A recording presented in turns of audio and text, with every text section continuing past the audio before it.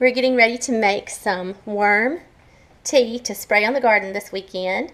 So I'm about to cut up this old pillowcase to use to put the worm castings in to hang in the water to brew the worm tea. So I will cut this up and then come back and show you what we do next. So here's one of our worm bins. And it's an old one, but the worms haven't moved. They haven't moved completely up to the top where all the new food is. But we're going to go through and pull some castings from this bin anyway. Just make sure we don't pull any worms with it. Okay, so we're going to go through now and get some of these castings to put in our cloth pieces to hang in the buckets. Back in a minute. Yeah, that down there looks more like more castings down here. Still healthy, happy looking worms. Okay, back in a second. Okay, you are supposed to add molasses to the mixture to feed the bacteria, but we don't have any molasses, so we're adding about a 1/4 cup of sugar to each 5-gallon bucket. And again, this is just something to feed the bacteria. And I'm going to mix it in good.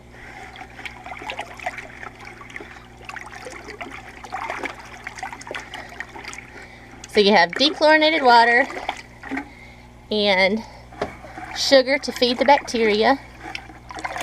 Molasses is better, but sugar works. Okay. Back in a minute. Okay, so here are our 2 piles of worm castings. And we are getting ready to tie them up with some twine and lower them into the buckets. Alright, we'll get these tied up and show you what that looks like, and back in a second. Okay, so here's our 2 pouches of worm castings, 1 for each bucket. We're lowering them into 5-gallon buckets with pond water, so it doesn't have any chlorine. And we have our aerators that we're dropping in. See, it's bubbling the water. And then we're going to suspend the bags of worm castings in the buckets. And we're going to let this bubble for 48 hours. And then it'll be ready to apply to the garden. We'll come back and show what this looks like. Maybe tomorrow and then again the next day. And that's it. Worm tea.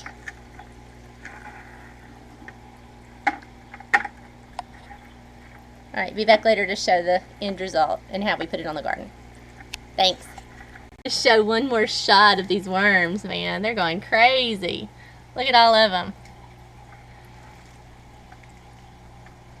Worm farm.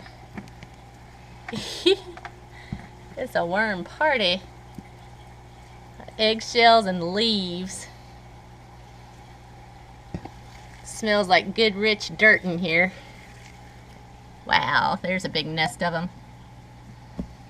Pretty fun. Alright, I'm going to leave them alone, turn the light out. Thanks for watching. Okay, these are our buckets after they've been bubbling for 24 hours. We'll bubble another day. They're bubbling good. Got a good foamy froth going.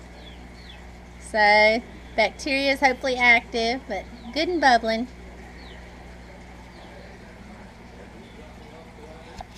Alright, thanks. This is our batch of worm tea, and it was about halfway up, and Alan went and got a bucket of pond water to cut it. So about 50-50 mix pond water worm tea, 5-gallon bucket, and we're going to put it on or apply it with this 1.5 gallon pump sprayer. So I'm about to load up and go water the garden, or fertilize the garden. Worm tea the garden. I'm straining the worm tea through an old slip. Works quicker than a t-shirt. You have to strain it or else it'll clog up the sprayer.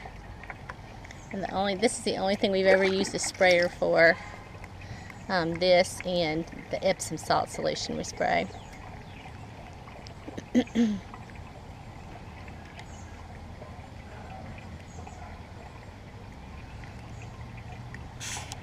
Okay, pumping up the sprayer.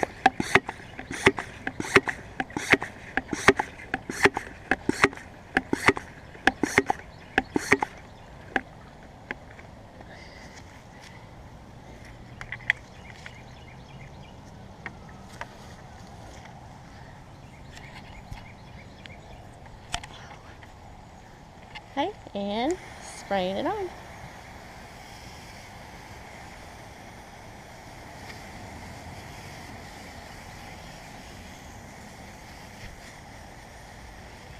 Hoping this will help with the aphids and not hurt with the ladybugs. So I think it's just supposed to make the plant stronger so it can handle the damage that the aphids may inflict. So far I haven't noticed much damage. It just irritates me to see them all over the plants. That's it. Just going around spraying everything down pretty liberally.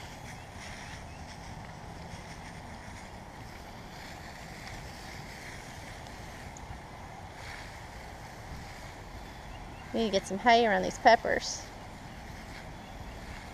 I'll try to do that this weekend.